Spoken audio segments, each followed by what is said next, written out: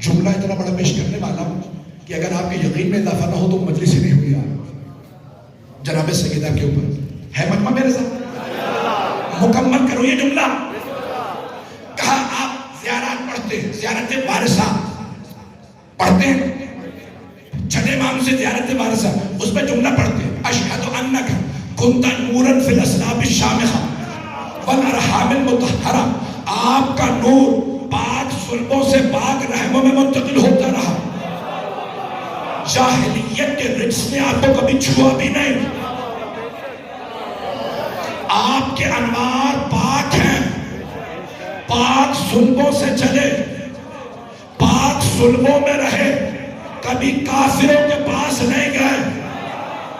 اب اس مقام پہ آ کہتے ہیں کہ جو انوار چلے تھے جناب آدم سے وہ 14 کے نہیں تھے تھوڑے سے میں نے آپ سے وعدہ کیا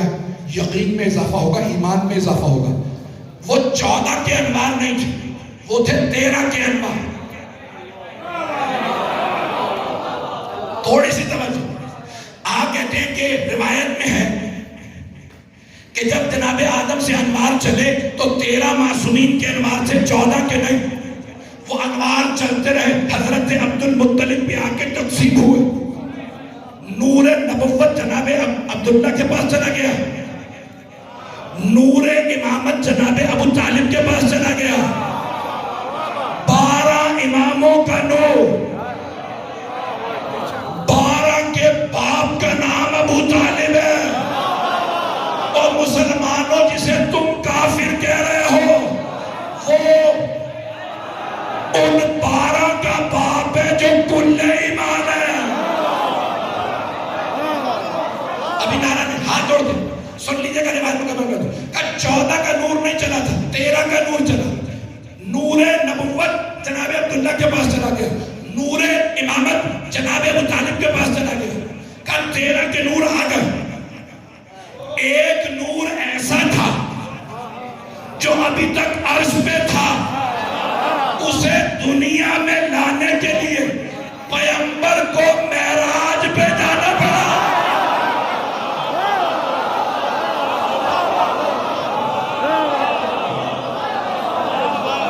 میں نے کہا نا یقین میں اضافہ آپ پہنچ گئے جانے کے لیے ایک نور ایسا تھا اب سمجھ میں آیا معراج مقدمہ ہے آمد سیدہ کا بات پہنچ گئی جانے کے لیے تو سرور کائنات معراج پہ گئے کہ نور سیدہ کو آپ خود لے کے جائیں اللہ یہ ہے خاتون جنت میں جانے کے نامی ایک اور جملہ پیش کر رہا ہوں تھوڑا سا اس میں ایک خاص پہلو ہے میرے مزاج کے مطابق مجھے معاف کر دیجیے گا میں یہ کہے بغیر نہیں رہ سکتا میرا مزاج سب سمجھتے ہیں ایسا نہ کہ جو سب سے پاک بیویاں تھیں نا اللہ نے ان کا انتخاب کیا اماموں کی ماں بننے کے لیے کچھ لوگ پہنچ گئے میں نے نتیجہ نہیں دیا جو ابھی تک نہیں پہنچے میں انگلی پکڑ کے پہنچانا جانتا ہوں میں پورا گلا استعمال کر رہا ہوں 12 اماموں کی ماں جو سب سے پاک بیویاں اللہ نے کہا جس نے علی کی ماں بننا ہے فاطمہ بنت اسد جس نے 2 اماموں کی حسن و حسین کی ماں بننا فاطمہ بنت محمد اگر عرب میں کوئی اتنی بلند بیوی نہیں تھی تو اللہ نے کہا ایران سے شہربانو آئیں گی چلیے گا میں مکمل کر رہا ہوں 12 اماموں کی ماں جو سب سے پاک بیوی ہوں کبھی مراکش سے حضرت سمانہ خاتون کبھی روم سے حضرت نرجس خاتون 12 اماموں کی ماں جو سب سے پاک بیوی ہوں اب سوچیں وہ بیوی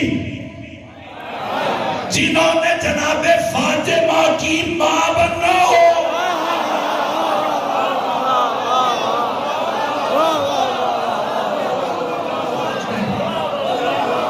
پہنچ گئے سوچے وہ بیوی جن کی آغوش میں سیدہ نے آنا، سوچیں وہ کتنی پاک ہوگی، اور کچھ ابھی بھی نہیں پہنچے۔ اگر آپ کبھی بھی سنیں یا پڑھیں کہ 3 مرتبہ جناب خدیجہ پہلے بیوہ ہوئی تھی اور کس کس کے عقد میں رہی، تو سمجھ جائیے بنو امیہ کے درباری ملاؤں کا زر خرید قلم بغض علی ابن ابی طالب میں جناب خدیجہ کے خلاف بول رہا ہے۔ میری بات پہنچ گئی جانے کے لیے؟ میں نے مکمل کر دیا، میں نے کہا میں اپنے مزاج کے خلاف نہیں جا سکتا، میں اگر دفاع نہ کروں تو پھر امامہ چھوڑ دوں، میں اگر جناب خدیجہ کا دفاع نہ کروں تو پھر میں مسلمان کہلانے لائق نہیں ہوں۔ میں اپنے پہ واجب سمجھتا ہوں کہ حضرت ابو طالب جناب خدیجہ کا دفاع کروں، کوئی بھی لکھے میں اس کا مقابلہ کروں گا۔ اگر کوئی کہے 3 دفعہ بیوہ ہوئی تھی، تو ثابت کر کے دکھا۔ اتنی پاک دامنہ تھی جناب خدیجہ، کوئی عرب رشتہ نہیں بھیجتا تھا، اگر رشتہ لاتا بی بی کہتی نفیسہ منع کر دو، ہمیں بشارت ہے کوئی محمد آئیں گے۔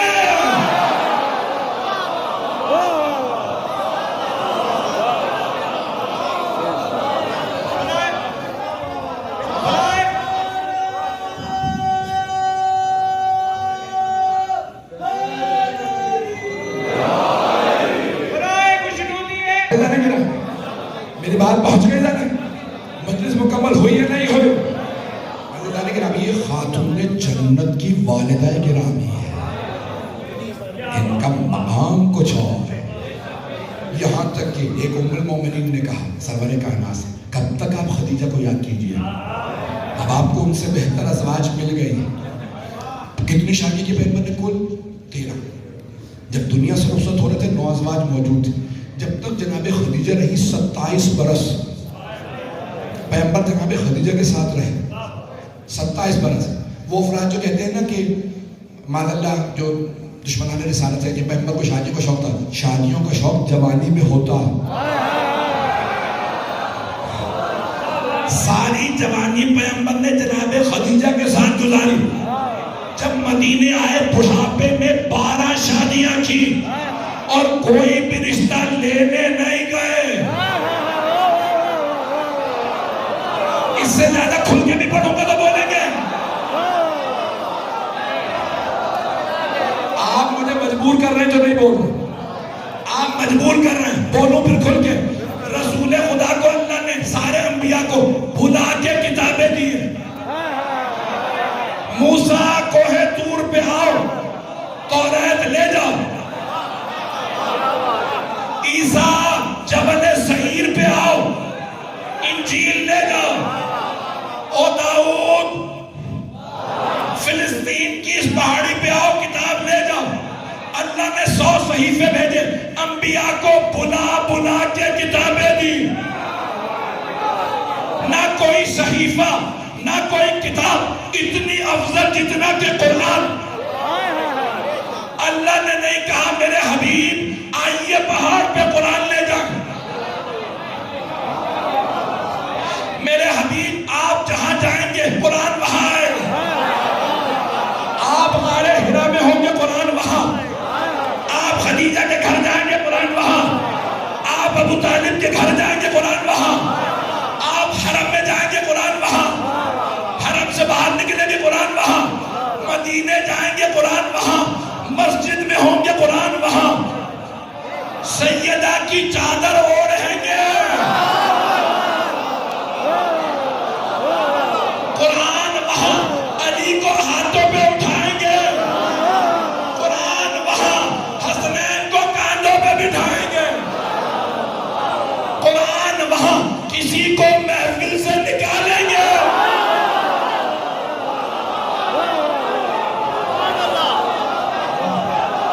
میرے سینے میں دم نہیں ہے، قرآن وہاں۔ میرے حبیب میں آپ کو قرآن بلا کے نہیں دوں گا،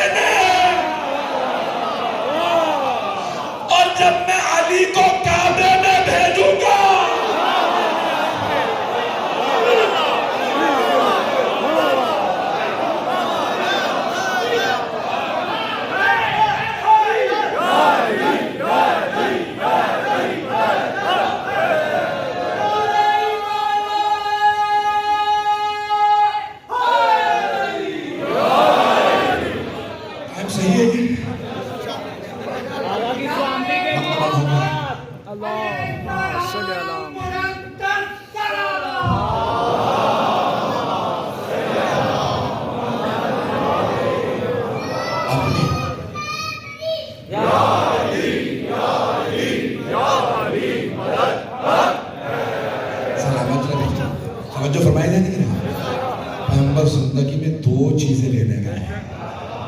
جناب خدیجہ سے جب عقد ہوا تو ان کے گھر گئے اور جب مولا علی کعبے میں تشریف لائے تو انہیں لینے گئے. باقی 12 رشتے خود آئے ہیں. مگر بات پہنچ گئی ہو. لیکن جناب خدیجہ نے بھی رشتہ خود بھیجا تھا. عقد کے لیے پیغمبر ان کے گھر گئے, رشتہ انہوں نے بھیجا تھا. رشتہ جناب خدیجہ الکبریٰ سلام علیہا نے بھیجا. کیوں؟ تاکہ کبھی بھی کوئی دشمن رسالت یہ نہ کہے محمد نے دولت دیکھی تھی.